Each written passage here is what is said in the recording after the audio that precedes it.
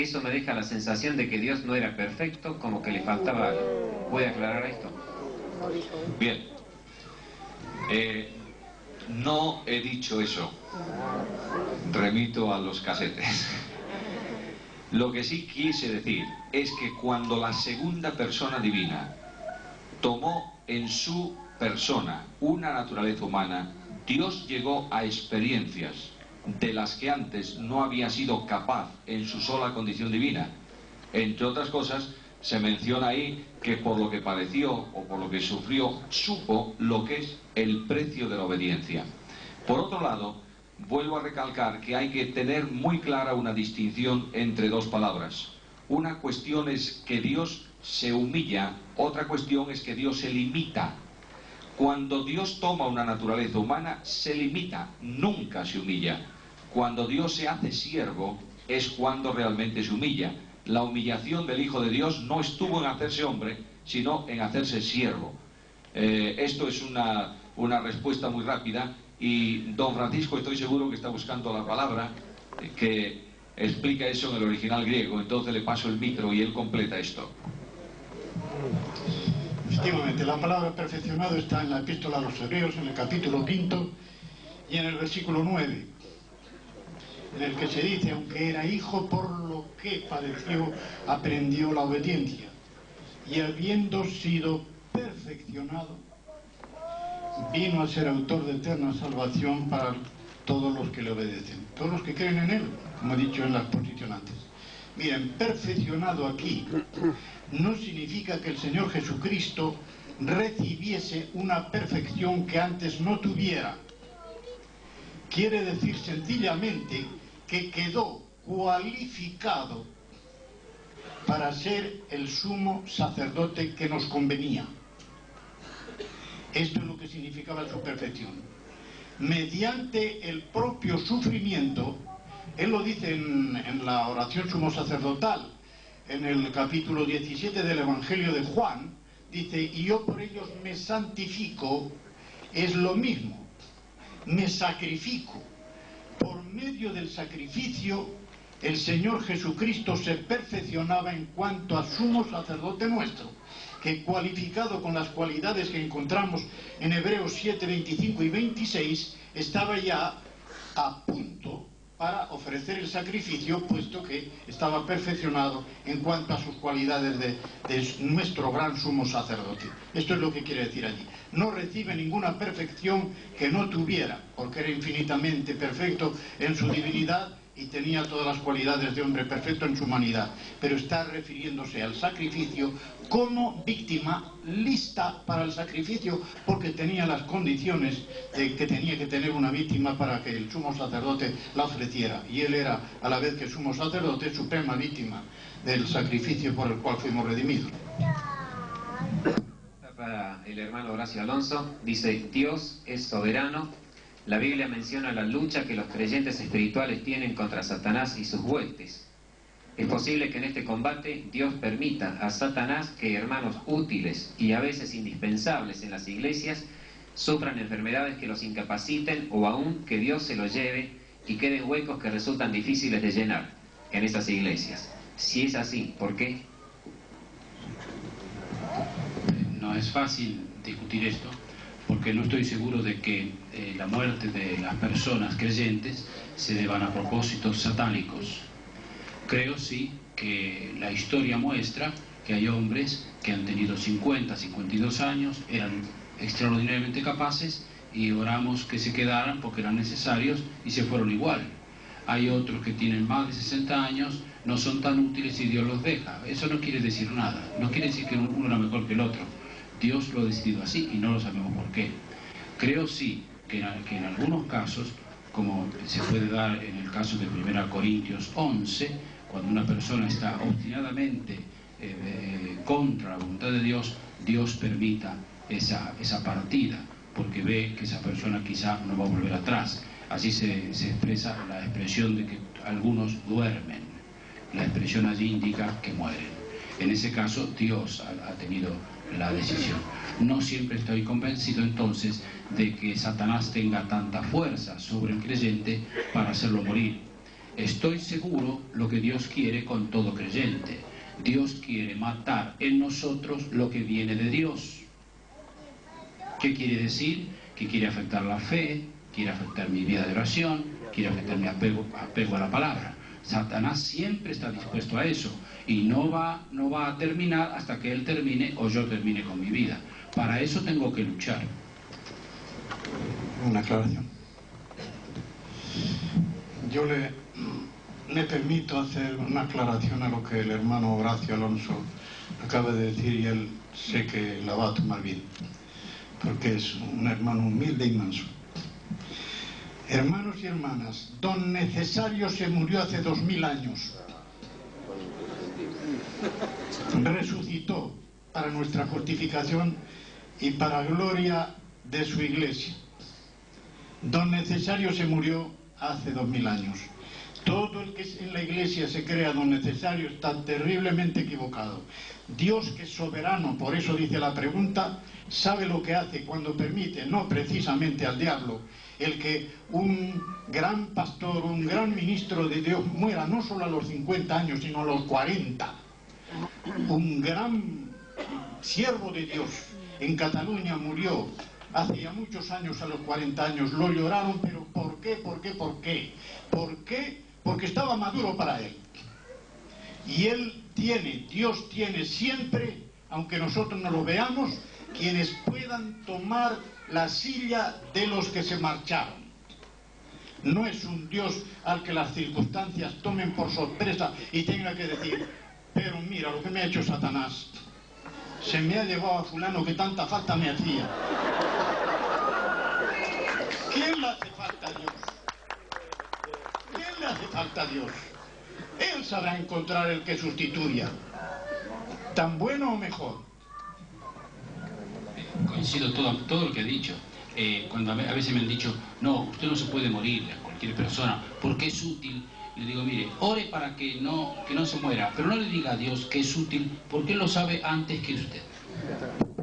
Para don Francisco, una pregunta. ¿Por qué en Génesis capítulo 1 y verso 26 habla de que, se refiere al hombre y a la mujer, los creó varón y mujer? Y recién en el capítulo 2 construyó a la mujer. Primeramente voy a decir que la traducción verdadera de ese versículo no es varón y mujer. No se asusten ni se enfaden. Dice macho y hembra. Y no quiero meterme en la etimología, iría demasiado lejos. Macho y hembra. Segundo, la formación del hombre y la mujer en el capítulo primero y en el capítulo segundo son cosas muy distintas y voy a decir en qué difieren. El capítulo primero, todo dedicado a Elohim, Dios, nunca sale allí Jehová o Yahvé, tiene que ver con la creación del universo, Dios como rector y creador del universo, del cual universo el ser humano es una pieza especial y queda ahí. Pero el segundo capítulo del Génesis, de una manera ya en que Dios se acerca en la historia de la salvación a la formación del hombre y de la mujer, ya no emplea el verbo crear ni el verbo hacer, ni siquiera el verbo formar, sino que para el hombre Dios aparece de una manera metafórica, antropomorfismo, como suele decirse, como un alfarero en la rueda para moldear una pieza de arte, como él la sabe hacer. Moldear. Y a la mujer dice que la construyó, porque la mujer había de ser la constructora de la casa. La palabra hebrea para construir, baná, es de donde viene una serie de palabras que tienen que ver con piedra, Eden, con Ben, hijo, todo aquello con lo que se edifica la casa. ¿Quién edifica la casa sino la que pone las piedras? ¿Quién pone las piedras sino la que las da a luz? ¿Ven por qué pone baná, construir para la mujer, y sin embargo para el hombre modelarlo, hacer un vaso artístico del cual, no lo olvidemos, va a salir la mujer? de ese vaso artísticamente modelado, Dios va a hacer otra obra superartística construyendo la mujer del que ya estaba formado.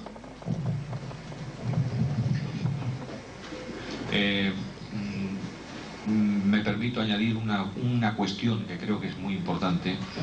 Está circulando entre nosotros a veces un concepto teológico totalmente erróneo que habla de persona colectiva y que dice que en el programa divino de ese primer capítulo había un individuo, un ser, una persona que tenía las dos características de hombre y mujer, y dice que esto corresponde también a lo que se dice en el capítulo segundo cuando se llama Elohim a Dios, que es un nombre plural, diciendo esa teología que Dios es también una persona colectiva. Eso es herejía, porque Dios es un ser que existe eternamente en tres personas, y el hombre no es hombre-mujer, sino que, como ya don Francisco explicó con toda claridad, en el programa divino está el macho y la hembra de la especie, totalmente diferentes y absolutamente complementarios. De ahí que cuando Dios ve al varón solo, dice que no está bien, no es bueno, y el libro de los Proverbios dice que el que halló esposa no dice que halló el bien, sino que halló lo bueno,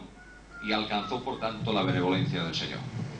Para el hermano Samuel, dice, cuando el hermano Samuel dice que los depravados y degenerados son un problema para Satanás, ¿significa con esto que no es Satanás el que ha hecho la vida desastrosa de las personas que mencioné anteriormente? La vida desastrosa de las personas es la consecuencia y las manifestaciones externas del pecado personal que cada uno de ellos tiene. Y yo vuelvo a enfatizar lo que decía. Satanás tiene mucho disgusto a veces y mucho problema cuando se encuentra con estos aberrados ahí por el mundo adelante, porque es una evidencia clara de que él no es capaz de ejercer un control positivo sobre aquello que está durmiendo en su regazo, como don Francisco explicaba. Satanás tiene su propia religión, y la religión de Satanás no es contraria a la ética y a la moral.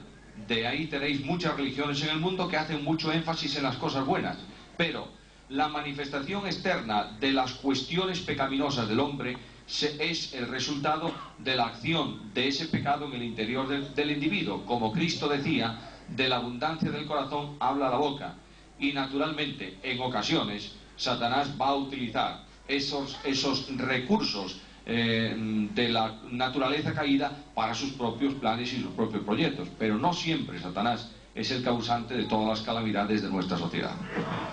Voy a añadir una anécdota que no se les olvidará nunca. Es una leyenda, pero ilustra mucho esto. Cuentan que una vez fue una señorita a un sacerdote. La señorita tenía una vida muy mala, y cuando el sacerdote le recriminó de que se portaba tan indecentemente, le dice la señorita: es que me está siempre tentando el diablo. Y la leyenda cuenta que se apareció el diablo con un garrote y le dijo: oye tú, canalla, a ti no te hago yo falta para pecar.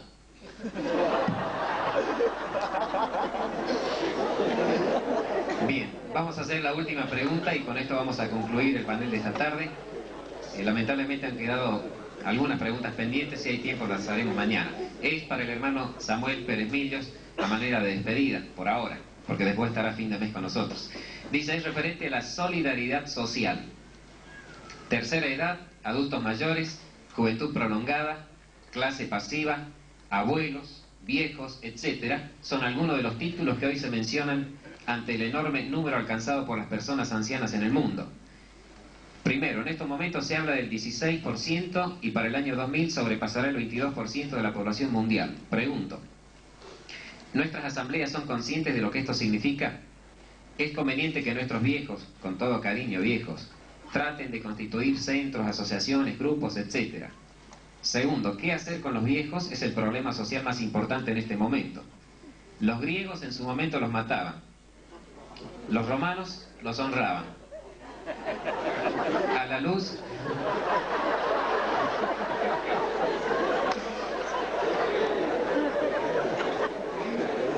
Dice, termina diciendo, a la luz de la Biblia tenemos bien claro el respeto a los ancianos. Job 12:12. En este retiro tenemos un ejemplo de la sabiduría del anciano en la persona del hermano doctor Francisco Lacueva. Pero qué bien que se le ve, no pasan los años para él. Biblia es muy clara en cuanto no solo al respeto de los ancianos, sino que vincula a los ancianos con los miembros de su familia. Y en la carta a los Efesios el apóstol dice, honra a tu padre y a tu madre. Si vamos después a la ampliación que esa palabra está o tiene en la mente de Pablo cuando escribe la carta a Timoteo, dice que no pongas en la lista de viudas de la iglesia aquellas que tienen hijos o nietos, sino que sepan estos honrar a sus mayores. La enseñanza clara de la Escritura es que la bendición de Dios está depositada sobre aquel hijo que honra de esa manera a sus padres. Si esto fuese una realidad en el mundo evangélico, no necesitaríamos ni la 10ª parte de los asilos o de las residencias de ancianos. El joven creyente debe ser instruido en sus congregaciones sobre esta práctica que manifiesta que expresa una manifestación genuina de amor, porque da cuando no puede recibir nada a cambio, entre otras cosas. Y para aquellos jóvenes, porque hay muchísimos jóvenes en este encuentro, es una revelación tremenda, yo me voy a permitir contaros también una anécdota. Se cuenta que en cierta ocasión un padre tenía en su casa a su abuelito, o sea, a su padre, y tenía a su hijo. Y como el abuelito tenía algún problema nervioso y vertía la comida, el padre dijo a su padre en cierta ocasión, vas a comer desde mañana en la cocina. Y como después de eso la enfermedad progresó y el padre tiraba a veces el plato y lo rompía, aquel hijo suyo le construyó un plato de madera y se lo dio. Y le dijo, mira, para que no rompas el plato, vas a comer en el plato de madera. Un día este padre entró en la habitación de su hijo y vio que el niño estaba guardando algo debajo de la cama. Y le dijo, ¿qué escondes ahí? ¿Y cuál fue su sorpresa cuando el niño sacó de debajo de la cama un buen trozo de madera? Y le dijo a su padre, ¿para qué guardas ahí esa madera? Y él le dijo, mira, para construir un plato para cuando tú seas viejo. No olvidemos, queridos hermanos, esto causa gracia, pero no olvidemos esto. La Biblia dice con toda claridad, Dios no puede ser tentado. Todo lo que el hombre sembrare, eso también segará. Amemos a nuestros mayores, respetemos a nuestros mayores y enseñemos a nuestros hijos, entre otras cosas, la mínima norma de educación, escrita en la Escritura. Dice la Biblia, delante de las canas te levantarás.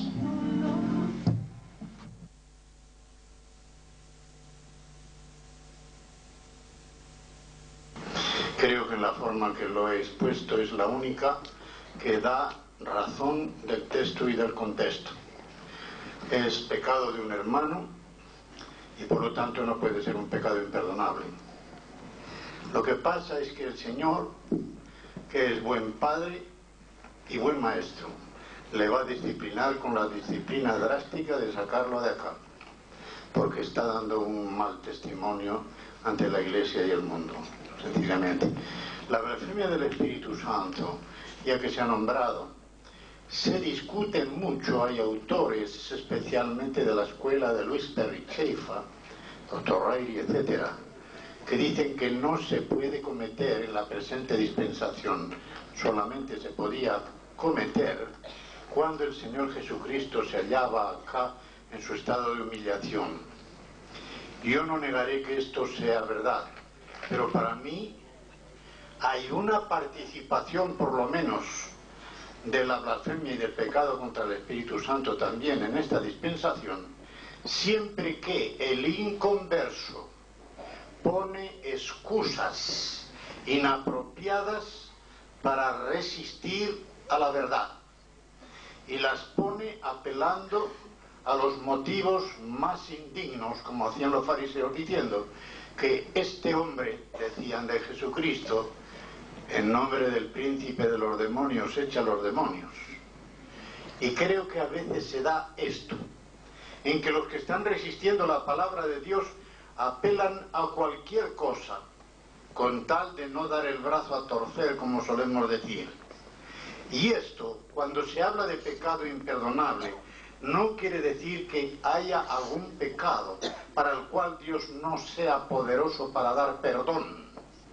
Es el pecado de resistir al perdón y por lo tanto es imperdonable mientras está esta disposición. Voy a poner una ilustración como siempre lo hago. Esta ilustración no es mía, la dio ya en el siglo XIII, Tomás de Aquino, en su Suma Teológica, y es la siguiente: un enfermo de estómago no puede curar si ese estómago está siempre dispuesto a vomitar la única medicina que le daría la curación. No es por falta de virtud en la medicina, porque el estómago resiste la medicina y no la quiere tragar. Creo que se entiende bastante bien. El único pecado imperdonable, es frase de Hans Kühn, es el rechazo voluntario del perdón.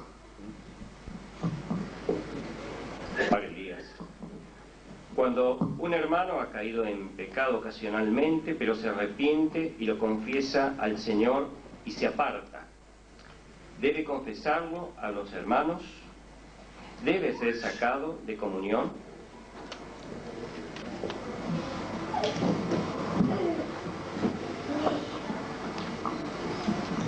¿Por qué no lees de nuevo la pregunta, más que todo por Cuando un la hermano, segunda parte? sí, cuando un hermano ha caído en pecado ocasionalmente, pero se arrepiente y lo confiesa al Señor y se aparta, ¿debe confesarlo a los hermanos?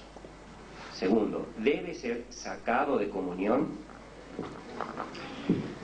Yo creo que en toda disciplina interviene la misericordia de Dios en primer lugar, y la misericordia de Dios a veces permite que un pecado no sea conocido, pero si el hermano tiene plena conciencia de que ese pecado es bien conocido por Dios y él se arrepiente ante Dios y ese pecado no ha perjudicado a la iglesia ni tampoco el medio ambiente donde él está, creo que puede ese hermano reservarse el derecho de arreglar sus cosas con Dios. Repito, siempre que ese pecado no sea público o no repercuta en otras personas, hermanos. Si repercute en otras personas, debe ir a los ancianos y comunicarles esto. Y los ancianos deben tener también la sabiduría para saber si deben comunicarlo o no a la iglesia.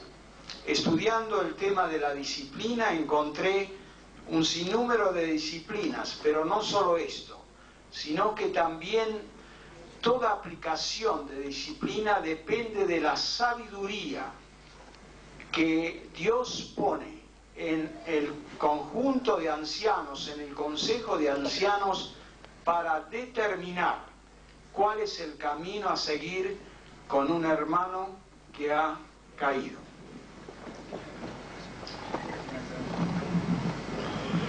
Está muy bien lo que ha dicho el doctor Jalil, lo refrendo completamente, pero quiero añadir una cosa.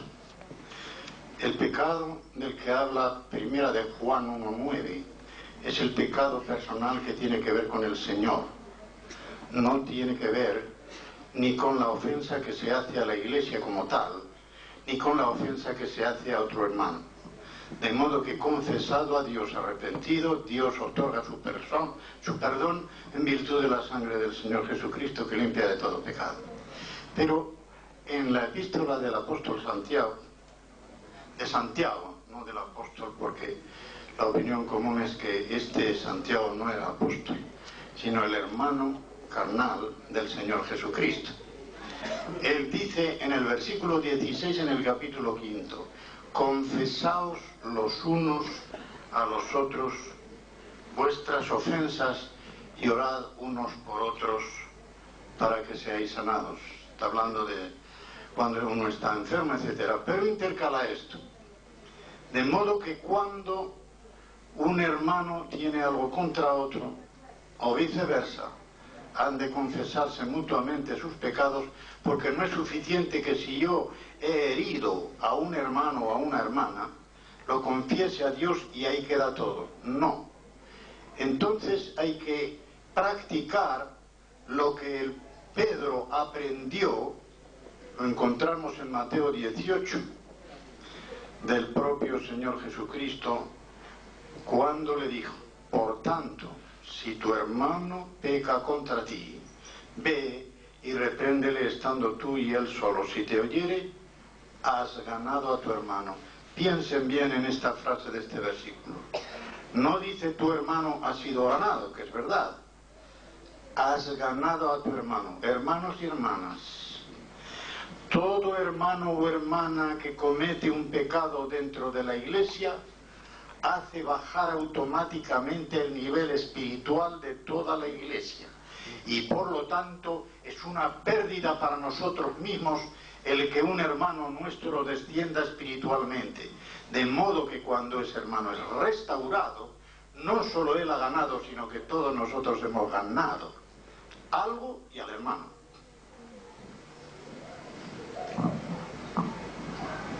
Bueno, tenemos una pregunta para el hermano Alonso que dice: hay grupos de hermanos que se reúnen. Usted dice que siendo pocos son iglesia. ¿También pueden considerarse así si no hay dones que puedan edificar a los miembros? ¿O tendría que ser considerada de otra manera? Aunque sean pocos, son iglesia porque el Señor está presente. Primera cosa, si no estuviera presente, no seríamos iglesia. Mateo 18, 22 creo que es. Si los que están congregados en mi nombre, yo estoy en medio de ellos. De manera que por menos que sean dos, si están reunidos con el Señor, son iglesia. Dice, si no hay dones para que puedan edificar a los creyentes, debido a que me faltó tiempo, no quise decir lo que puedo decir ahora. Yo venía dispuesto a decir acá lo que no dije. Perdón, una cosa que quería decir no la dije. Yo creo que Dios ha derramado dones en cantidad y que entre los varones el que menos don se aprecia, por lo menos pocos se dedican a esto, es a ser maestros. Yo creo firmemente que todos los varones aquí, cualquiera sea su edad, deben pensar seriamente si no tendrán que ser maestros. Me dedico sobre todo a los jóvenes, los que integran el coro, el director del coro, que lo dirige también, los ancianos, la gente mayor, todos tienen que dedicarse a la obra. Lo mismo con las mujeres. Me parece que tienen que recibir la misma enseñanza que recibe el hombre. La mujer no es un decoro en la iglesia, la mujer es miembro pleno de la iglesia. Déjeme volver al problema de los dones. Supongamos que en una iglesia no hay dones. Muy bien, eso puede ser, sí. Entonces la solución que algunos quieren y que han adoptado en contra de la palabra es decir, bueno, vamos a tomar una persona, le vamos a pagar para que él haga la tarea. Sí, así se resuelve el problema, nos parece a nosotros. Estamos quebrantando el orden de la asamblea. Un hombre que acapare todos los dones está destruyendo la esencia de la cosa. Eso lo aprendí del doctor García de Francisco La Cueva en un libro de él. El que quiere monopolizar los dones está destruyendo la cosa esencial por la cual la iglesia es un cuerpo. No, el problema tiene que ser, me parece este. Suponga que usted está en una iglesia y no hay dones. Bien, hermano, dedíquese a que el Señor lo traiga. Pero espere que venga un hombre que quizás se convierta o venga de otro lado y ese puede ser un don. Mientras tanto, lo tiene que cubrir con otros hermanos. No olvide que la iglesia es una. Y si usted está aquí, rodeado de tanta gente, sobre todo en Córdoba, que tiene tanta gente, la iglesia es una. Si hay dones en otra iglesia, use ese don. No busque otra manera. Me parece que querer suprimir lo que Dios ha escrito no lo puede hacer. Pero recuerde, cuando enseña, que esa persona sencilla que tiene al lado, ese también es un miembro de Cristo y tiene los dones dados por el Señor glorificado. Voy a añadir algo a lo que muy bien ha dicho el hermano Horacio Alonso. En 18:20 de Mateo dice: porque donde están 2 o 3 reunidos en mi nombre, congregados en mi nombre, allí estoy yo en medio de ellos. Una vez que el Señor Jesucristo subió a los cielos, Él no está físicamente allí, pero está allí por medio de su Espíritu. Y allí donde hay 2 o 3 reunidos, no hay una iglesia organizada, pero hay un organismo que es un embrión de iglesia. Ese embrión de iglesia, ejercitando los dones que ya ha puesto en ella el Espíritu Santo ya comienza a funcionar, comienza a dar testimonio, e irán agregándose otros hasta que haya una masa suficiente para organizarse y poner ancianos, etc. Pero lo que quiero decir es muy curioso y les va a gustar a los hermanos y a las hermanas del coro, porque el versículo anterior, y tengo el original delante, cuando dice: otra vez os digo que si dos de vosotros se pusieren de acuerdo, ¿saben la palabra que hay en el original? Si dos de ustedes se hacen sinfonía, esa es la palabra que hay en el original, sinfonesosin, de modo que toda oración que se hace de dos o tres reunidos en nombre de Cristo es una sinfonía agradable a los oídos de nuestro Padre Celestial.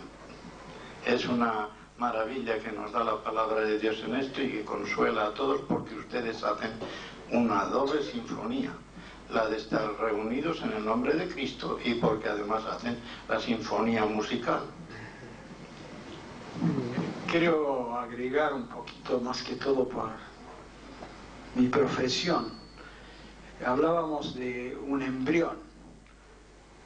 Un embrión es un elemento que se está formando, una vida que se está formando en el seno materno.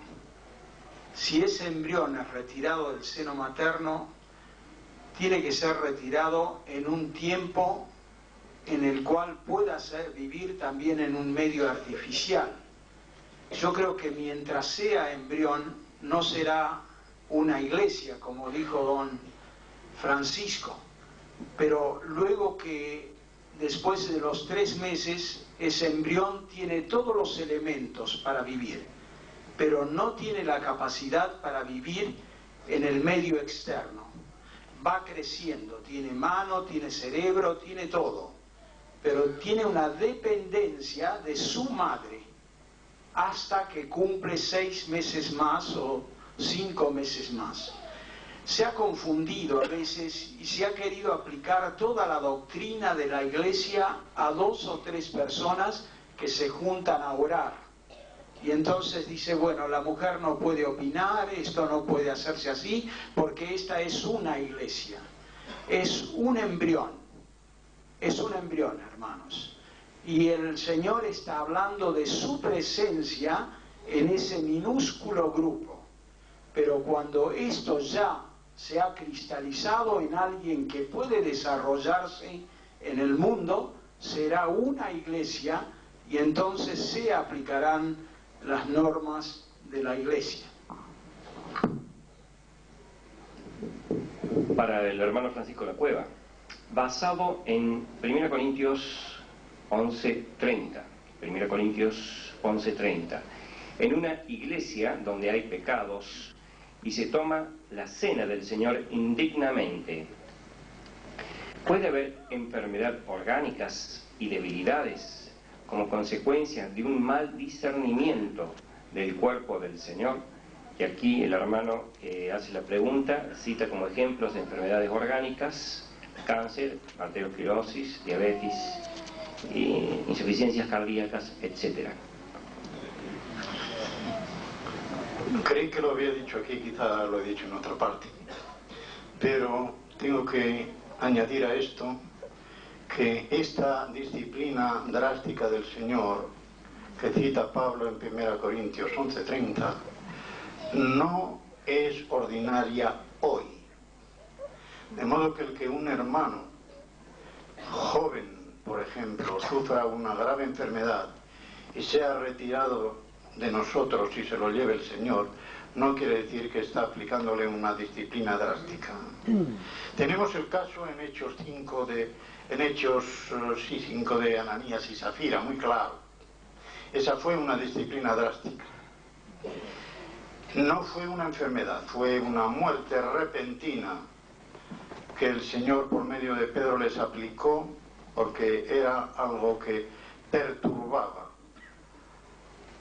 aquel naciente organismo. Sin embargo, habrá casos en que el Señor aplique esta disciplina, pero siempre habrá que discernir. En realidad, cada creyente, y estoy hablando del creyente carnal, que es el que habría de recibirlo como disciplina drástica, tiene que ponerse en la mano en el pecho y confesar sinceramente delante de Dios en qué condición me hallo. ¿En qué condición me hallo? ¿Qué testimonio estoy dando dentro de la iglesia y frente al mundo? Quizá el Señor me va a castigar, me va a disciplinar, para no emplear la palabra castigo, me va a disciplinar, quizá me va a disciplinar drásticamente. Pero mirad, muchas veces el Señor no es que esté disciplinando a un creyente carnal, está refinando a un creyente espiritual, y lo refina de dos maneras. Y voy a ponerlo con una ilustración. No me la aplico, la he oído hace pocos días de Samuel Pérez Millos, y creo que es estupenda. Cuando en el crisol se pone el oro por primera vez, la primera operación que hace el crisol es separar la escoria del oro puro.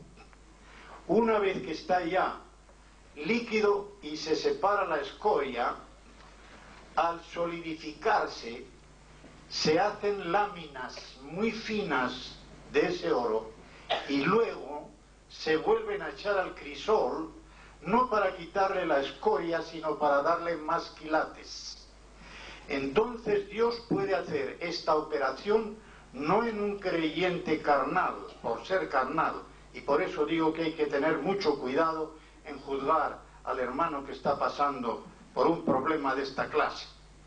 Primero le quita la escoria, todo aquello que estaba estorbando una comunión más viva con el Señor.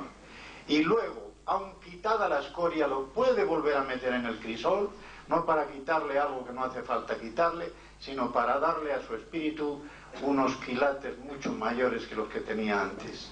Y entonces el Hijo de Dios tiene que decirle: gracias, Señor, porque con tu disciplina me has enriquecido. Me has hecho mucho mejor que lo que era. Mi espíritu tiene muchos mayores quilates.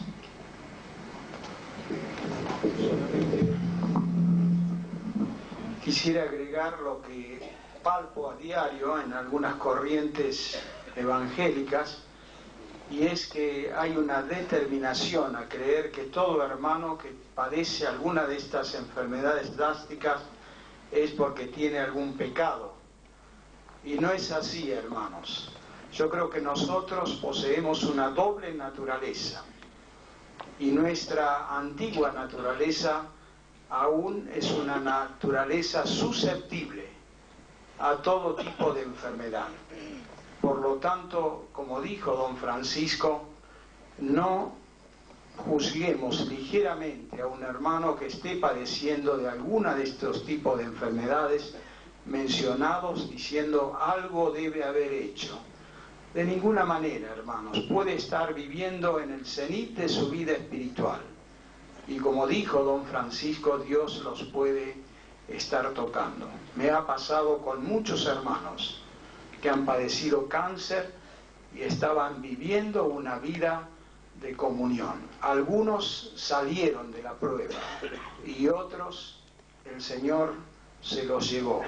Pero de ninguna manera nunca se me ocurrió que ese hermano estaba padeciendo ese cáncer porque había cometido algún pecado, sino porque dentro de su naturaleza, de su vieja naturaleza, se puede anidar cualquier flagelo del pecado. Para el hermano Alonso, Horacio Alonso, respecto al pasaje de Daniel capítulo 10, podría aclararlo porque aparentemente se ve la respuesta de parte de Dios demorada por Satanás. ¿Puede ocurrir esto o Dios es absolutamente soberano?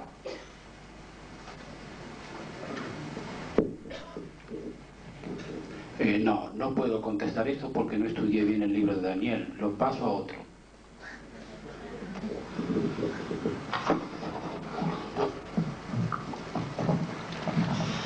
Creo que estamos tocando un punto difícil, no solamente de la soberanía de Dios, sino también de la satanología. Aquí resulta que hay un conflicto entre príncipes de diversas naciones.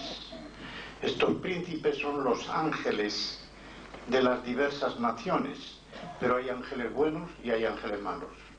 Y aquí hay un ángel, que es arcángel, que era el arcángel protector del pueblo escogido, el arcángel Miguel.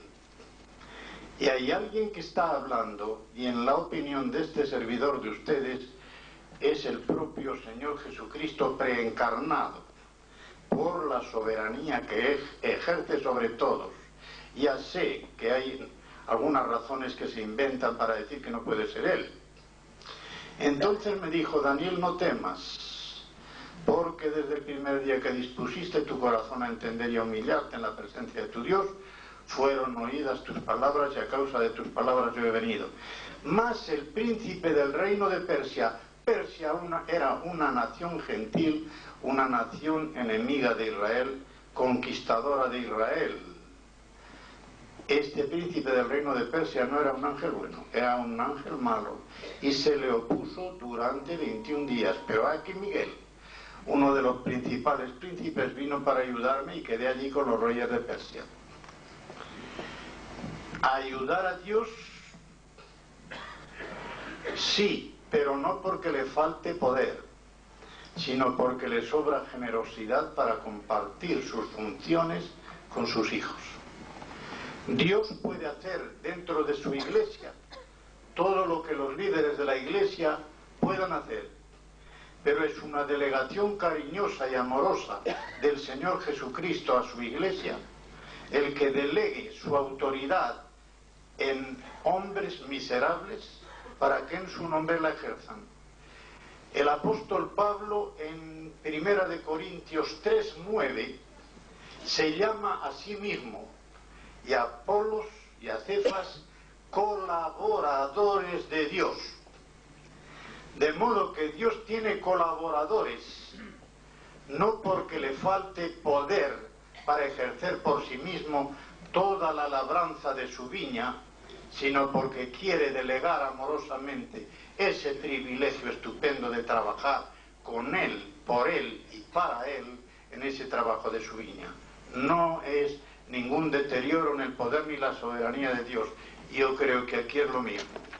Ese príncipe Miguel vino a ayudarle no porque le faltase poder, sino porque quería ejercerlo mediante él, porque mediante los ángeles estaba haciendo que, así como los ángeles malos estaban presidiendo las naciones gentiles que se oponían a Israel, así los ángeles buenos hiciesen esta obra de colaboración con el Señor. Tenemos una pregunta para el doctor Elías. ¿Hasta qué edad es la responsabilidad de los padres sobre los hijos? Y si son casados, ¿cuál es esa responsabilidad? Bueno, yo creo que la responsabilidad nace en el advenimiento del niño al hogar y no termina nunca, hermanos. Solamente que tiene variantes de acuerdo a la posición que vaya tomando el hijo. No, el padre no puede tener la misma responsabilidad con un hijo casado que ya tiene familia e hijos que con un adolescente o un niño escolar. Es decir, que siempre el padre puede aconsejar, solamente que tiene que tener la sabiduría de saber que a veces puede mandar y en otra etapa puede aconsejar.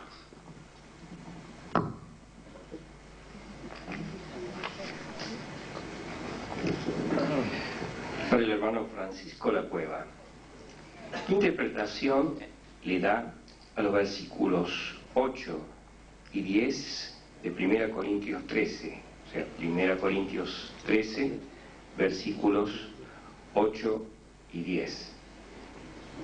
Las preguntas son: ¿qué es lo perfecto? Segundo, ¿qué se acabará?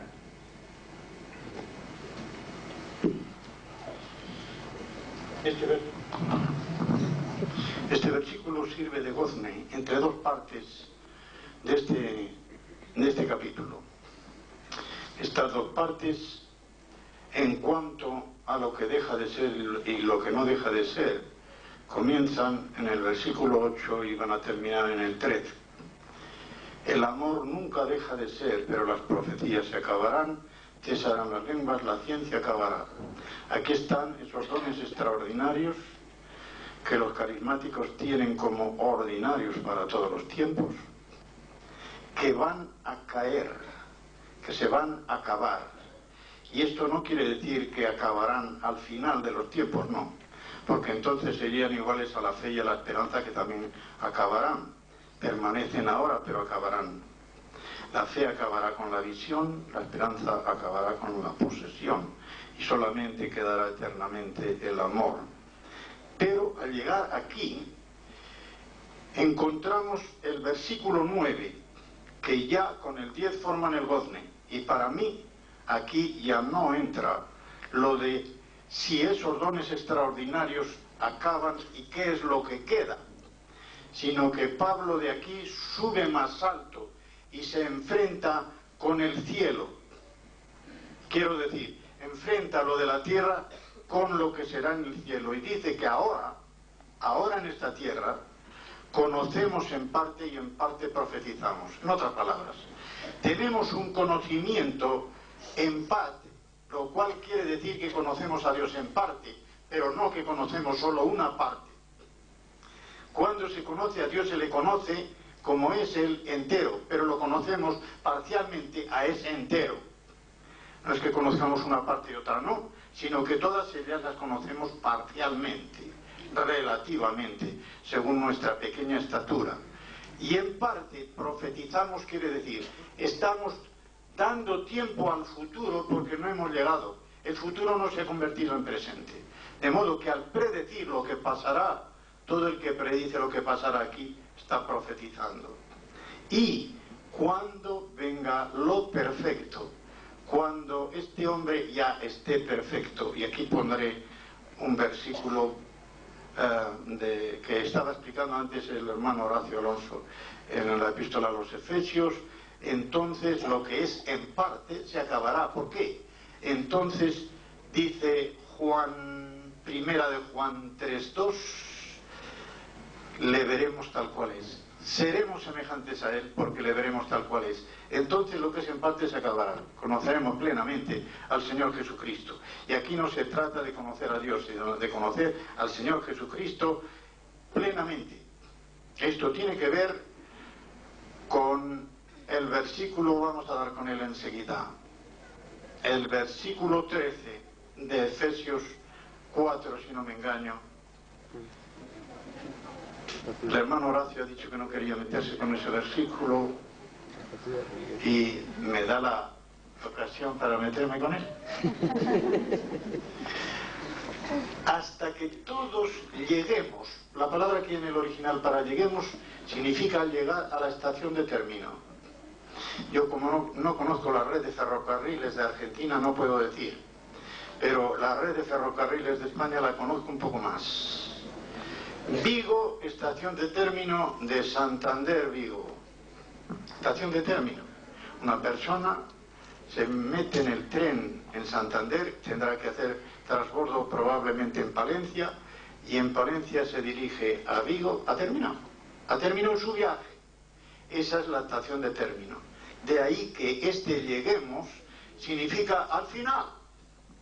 No durante el curso de esta vida, sino cuando hayamos llegado al final, entonces llegaremos no solamente a la unidad de la fe, sino a una unidad perfecta de la fe en la cual todos estaremos de acuerdo, no solamente en las cosas fundamentales, sino hasta en esos matices a veces tontos en que nos dividimos, las personas, los grupos, las denominaciones. Ya no habrá denominaciones. Recuerden ustedes, hermanos y hermanas, que en el cielo no entra ningún bautista, pero tampoco entra ningún hermano, no entra ningún congregacionista, no entra ningún metodista, porque el único pasaporte que entra en el cielo es el que dice cristiano, no añade ninguna denominación. De modo que entonces habrá unidad perfecta de fe y superconocimiento, dice el original, del Hijo de Dios. Entonces le conoceremos como puede conocerse, y no más se puede conocer que lo que entonces le conoceremos. ¿Y entonces qué va a pasar?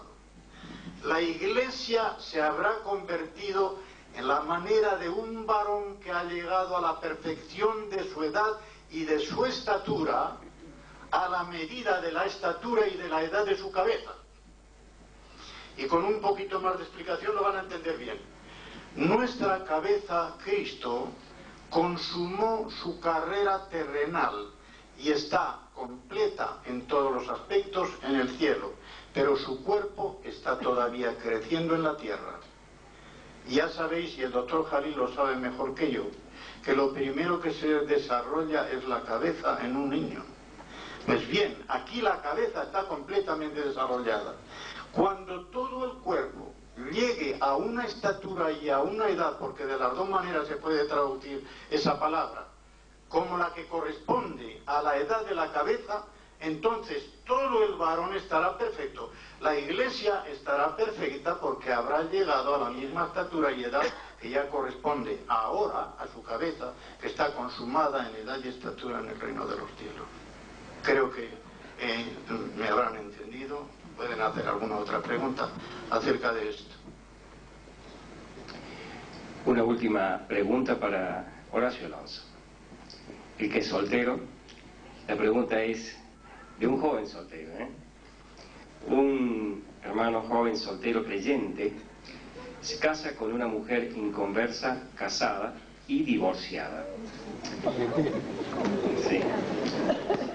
En la actualidad, su esposa ha recibido a Cristo y han tenido una hija y concurren a una iglesia, siendo muy activos, pero sin estar en comunión. Son 4 las preguntas. Primera, ¿debe confesar su pecado? Segunda, ¿Dios lo puede perdonar? Tercera, ¿se tiene que apartar de su mujer? Cuarta, ¿se le puede dar a algún momento en su vida la comunión plena?